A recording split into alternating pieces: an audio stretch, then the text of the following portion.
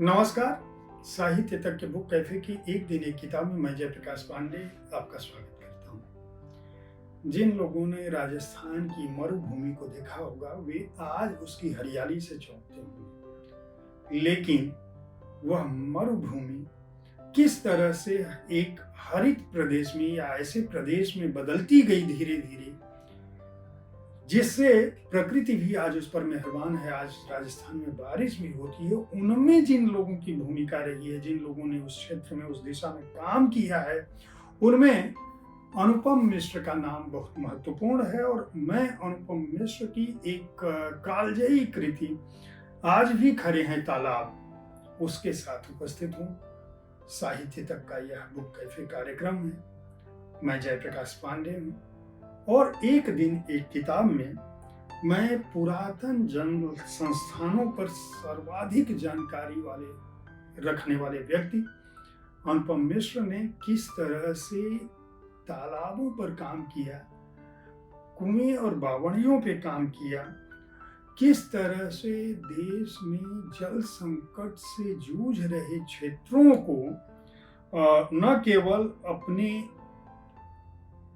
कर्म से, अपनी कृतियों से, बल्कि अपने संदेशों और निजी जीवन से यह संदेश देने की कोशिश की कि अगर हम वर्षा ऋतु की में होने वाली बरसात को, उसके जल को संग्रहित करें और स्थानीय स्तर पे जो जलों को संग्रहित करने का तरीका था उसको समझने की कोशिश करें, तो पानी की समस्या का निदान पा सकते हैं, बल्कि रेतीली हो चुकी भूमि को भी हरा भरा कर सकते हैं।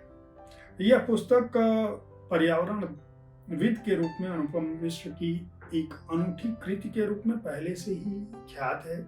इस पुस्तक को पढ़ना एक लोक इतिहास को समझना है, एक लोक परंपरा को समझना है, एक ऐसे दौर को समझना है जब बिना किसी आधुनिक संसाधन के भी एक बड़ा वर्ग प्राकृतिक आपदाओं से बड़े ही आसानी से जूझ पाता था और अपने सामने आने वाले संकटों से निपट पाता था। क्या वजह थी कि आधुनिकता, विकास और तरक्की के नाम पर हम प्राकृतिक संसाधनों का तो दोहन करने लगे, लेकिन उनकी संरक्षण नहीं कर पाए, उन परंपराओं को नहीं जान पाए जिन परंपराओं से हमारे पूर्वज किसी भी तरह की समस्या से दो चार होते रहे, और न केवल दो चार होते रहे बल्कि उससे निपट भी पाते थे।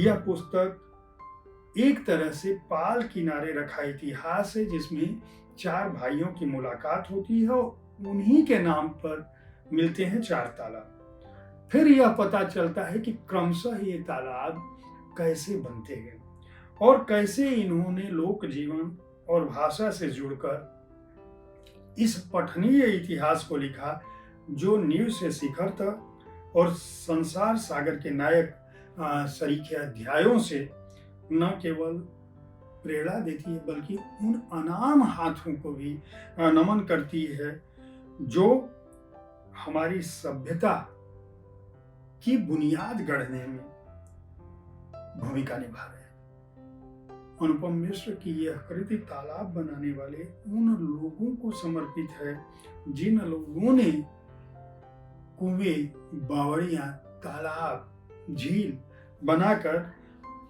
एक समूचे इलाके को लंबे समय तक जिंदा रखा। यह हमारे समृद्ध अतीत को याद तो कराती ही है पुस्तक, हमें भविष्य की चेतावनियों के बारे में बताती है और वर्तमान को एक दिशा देती है, ताकि आप आने वाली पीढ़ियों को उस संकट में न झोंकें जो संकट आज आपके सामने दिख रहा है। आप बहुत बार पढ़ते होंगे कि श्रीनगर में बाढ़ आई। श्रीनगर जो पहाड़ पर है, हिमालय पर बसा है, वो बाढ़ से डूबने लगा। मुंबई खड़ी हो जाती है घंटों घंटों, बड़े से बड़ा आदमी जो है वो उसकी कारें पानी में डूब जाती हैं पैदल चलने की।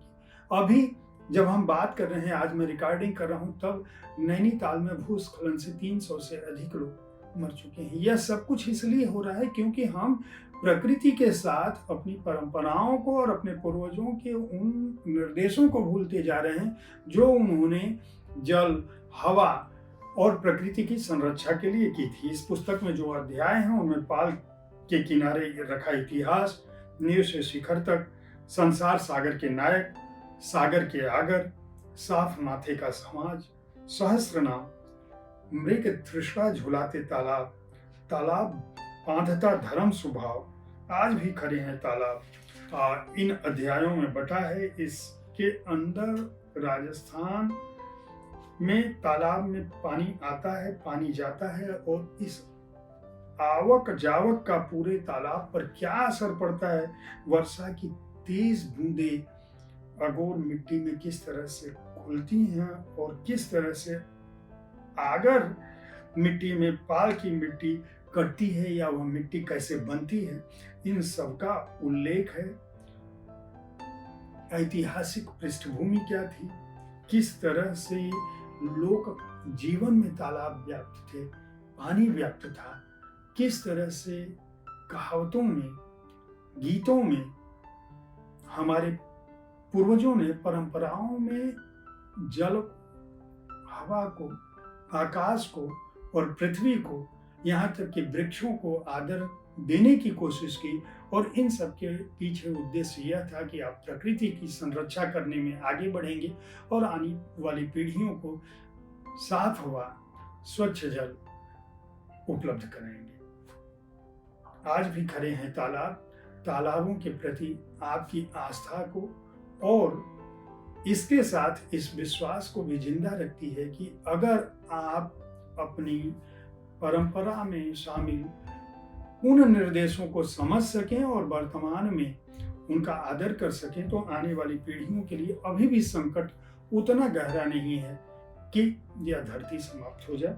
यह पुस्तक पेपरबैक संस्करण में सामयिक प्रकाशन ने इसको दोबारा प्रकाशित किया है। सामयिक पेपरबैक्स को इस बात के लिए धन्यवाद दिया जाना चाहिए। 250 रुपये इसका मूल्य है और इसकी पृष्ठ संख्या है 128। उम्मीद है साहित्य तक का यह एपिसोड आपको पसंद आया होगा। इस कार्यक्रम में आप किस तरह की पुस्तकों की चर्चा चाहते हैं, इसके बारे में अपनी राय से हमें जरूर अवगत कराएं।